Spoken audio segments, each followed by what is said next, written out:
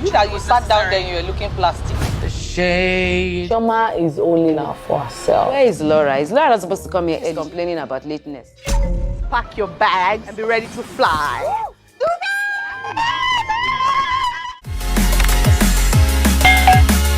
Wow. So finally, for the very first episode, we have a fight-free episode in the Real Housewives of Lagos. Wow, it's a wahoo. You guys, I literally need to clap for those women because they tried so hard to make this episode 9 a fight-free episode. And it will be so sad if we don't appreciate their effort. Oh my goodness. But guys, away from this normal melodious thing that I just said, even though this episode 9 was fight-free, you guys cannot take it away from these women because there was still a lot of drama. And I tell you, one of the things I'm going to tell you is, I don't know, I can't even believe I'm one of those people that said that these women were toxic. Right now, I think in Nigeria, I don't know, please, wherever you're watching from, let us know your thoughts about this reality show. Because right here in Nigeria, I think gospels is beginning to become one of our culture.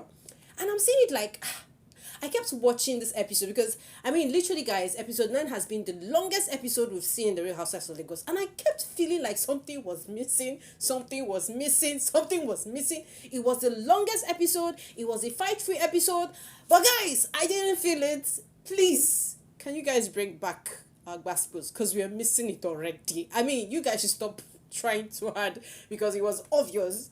All of those women were trying so hard. You guys, thank you for stopping by. Julie Che here. Personality highlights. We're talking about the Real Housewives of Lagos episode 9. It's been drama right from the first episode, and I'm here to give you the full intel of what went down. You guys know, before I go into my own personal rants, I love to just put you through, tell you through, talk you through what happened in all of the episodes. So I'm gonna do it like the normal tradition. Guys, I also say something in between my videos. I share a lot of things, highlights. You don't want to miss any of that. So please stay with me as we talk about this together. But don't forget to, subscribe to the channel right now. Help us channel grow. Thank you so much. Would appreciate that. Don't forget to give this video a big thumbs up. Don't forget to turn on the post notification bell. Guys, with that said, let's get into the gist already. So guys, literally, let's not even lie. If you did not miss the Basbos in episode 9 and you watched the episode 9, please just tell me about it. Tell me about how you feel. Please don't just bring in any sentiments, because I know a lot of us were talking that this women were fighting too much. I was one of those people that said it, but after watching the longest episode, guys, literally in episode 9 there were 3 big mega events that happened, and still something was missing. No, it's not fair. It's not fair. So guys, back to the gist. I'm just gonna take it how it all happened. You guys know the last episode, of course, was the fight that happened, the real big fight that happened between Laura and Caroline. So this time around, we saw these 3 women actually hang out in a sip and paint hangout, and it was, guys, for the first time, Chioma came earlier than everybody. I don't know if it was because the thing had to do with arts that it motivated her, but I was quite excited. So Chioma, finally, all the bashing is entering to Chioma's head. I think it's good that we actually, all these things have to happen in this women's life, because I feel like we're all in a learning process of making ourselves better. So seeing Chioma, after that fight, and then seeing Chioma, just switch to coming earlier than everybody, I was like, okay, nice one. So we saw Chioma land in first. Am I the first to arrive? So anyways, it was just nice to see Chioma. Then, guys, it was, the next person we actually saw Tiana. Toyin came in and she was like, you know what, I like to make an entrance, blah, blah, blah. And I was like, Toyin, isn't that hypocritical? You that be busy abusing people that come late, you too can come late. All these women are just dramatic, if you ask me. So anyways, we saw Mariam join them, and Mariam was like, you know what, Chioma, you deserve a trophy. So it was more like this women were just bonding or hanging out or just having like an aftermath gist. They did not bother to invite Iyabo Joe. They did not bother to invite Caroline. Neither did we see Laura. So it was just these 3 women, vibing and just drawing themselves something, piece of art.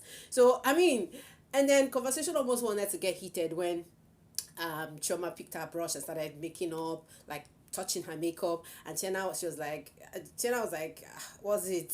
I mean, are you like, I don't know why Tiana always likes to pick, Toyin has likes to pick on Chioma, but when she did, Chioma retaliated. She was like, I'm a perfectionist, and Toyin was like, even if you're a perfectionist, you're not more perfection, you're not as a perfectionist as I am, and I'm like, Toyin, rest now. Toyin, rest. How can you be dragging somebody's personality trait or disorder with them? Like, somebody says a perfectionist. Why do you have to compare? Like, the constant competition between Toyin and Chioma is just like. So we thank God that there was an interruption. I think the person who was scoring them and checking out their art interrupted them, and that was how that tension ended. And afterwards, we actually saw the hangouts, like it was like a mini hangout that happened with all those three women. They were talking about, I mean, I think Tiana was about to invite them for her Afro concert, something like that had to do with traditional, talking about all the art and beauty culture of art in Lagos, Africa, Nigeria, I think. Then the next thing we saw was actually the guys, yes, I forgot to also tell you that there was actually this event that happened. It was Iyabo's daughter's 21st birthday, Priscilla, and it was a showstopper. So many interesting things happened. Everybody showed up. Laura came late, and I was like, okay, so Laura, you can come late too.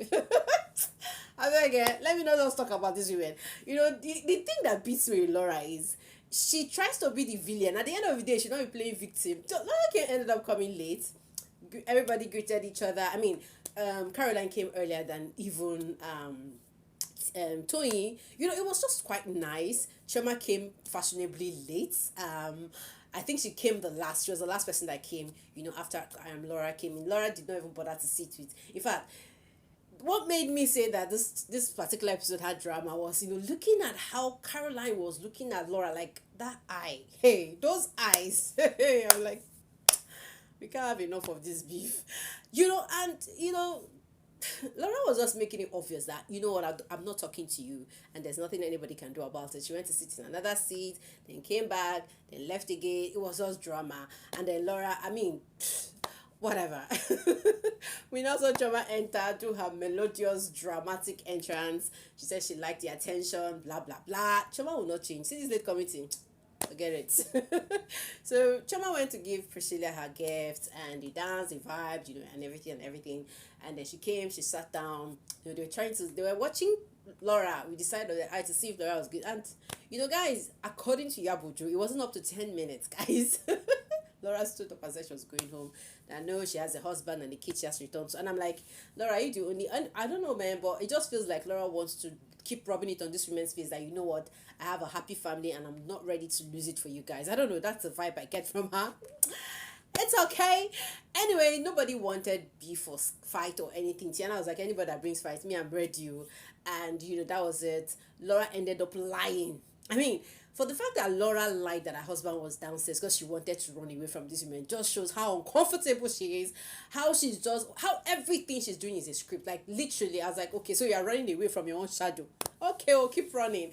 So she left because Iyabo was like, if your husband is downstairs, why shouldn't he? I mean, she should just come upstairs and join us. Something like that. But, girls Laura was lying. She ran away. And that was it. And then the other one, the next hangout we saw was, this Tiana fortified. She had this thing. But before then, she had to go and meet up with her stepfather, who is a legendary Afro singer in Nigeria. This guy has been doing it for the longest time. Afrobeat, juju beat, like he is the king when it comes to that.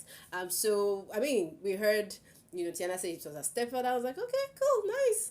And so there was this episode where Tiana's husband actually had to do some mix, like maybe she was doing it to just get some sound, like real cool soundtrack to probably do her short videos and all that.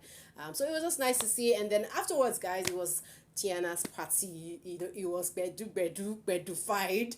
I mean, right now, I think we now know who all those women are. I mean, for Tiana, I'm going to say Tiana is art, because looking at how she named all the corners, in an Afro whatever concert. It was so cool. I saw Festac, I saw Surulere, I saw like everything made sense. All those places in Lagos makes a lot of sense, resonates to a normal Lagosian who comes in there.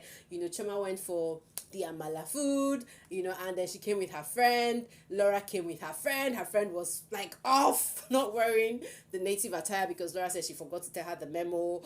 Unfortunately, the way Tiana actually like blanked, or will I say, what word would you use for that? Like the snobbing was just like, hey, I thought Laura is your friend. Like a friend of your friend is supposed to be your friend, like indirectly. You should have given her some attention. Like this snobbing was not anybody's mate. So anyways, we just saw the vibing, the dancing, and Laura again just was keeping to her lane. She didn't even interfere with the women. She was just staying there, and I was like, okay, keep it up, girl. Anyways, at the end of the day, Tiana made an announcement. We're going to Dubai to have more fun and all that and everybody was really happy. And so they were just sitting, and the next thing, Caroline and Iyabo was talking, and Iyabo asked Caroline, which of the guys are you talking about? Is it the one you're dating or the ex? And the way everybody is dropping into that matter, the way everybody started reacting, Chioma adjusting hat, like these women. Drama will not kill you guys. Drama will not kill you. So I don't know, but I think that tension. Anyways, let's just leave that part. Now, guys, the backspose at the end of the trail, at the end of episode 9 was quite interesting because we literally saw the fact where Laura was explaining herself that, she felt some type of way, not being able to communicate with them, blah, blah, blah, blah, blah. At the end of the day, she's now the one feeling like everybody rejected or deserted her. And I'm like, Laura, you started the script. Finish it. Finish it. Nobody sent you to be the villain. You have to deal with it. So whatever, we're looking forward to seeing what episode 10 is going to be. But I think there might be some more friendly vibes coming up. But I want baskos. So anyhow they do it, they should inculcate it, because without baskos, this Real Housewives of Lagos will not be interesting, if you ask me. You guys, let me know what your thoughts are. This is literally everything that went down in the episode 9. I'll definitely be back here to tell you more if there's more to tell you about the show. For now, thank you so much for your watch time, guys, and ciao, guys. See you soon.